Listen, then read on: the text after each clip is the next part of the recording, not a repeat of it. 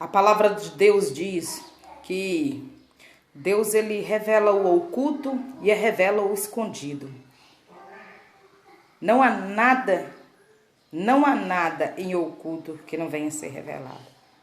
Deus coloca o meu coração para dizer sobre alguém que está tramando contra a tua vida, mas essa pessoa ela não quer que você saiba que ele e ela está tramando, fazendo um joguinho, e você sentiu isso no teu coração e você sabe que isso não é intuição, mas é Deus se revelando e é Deus te avisando que essa pessoa está fazendo um joguinho com você.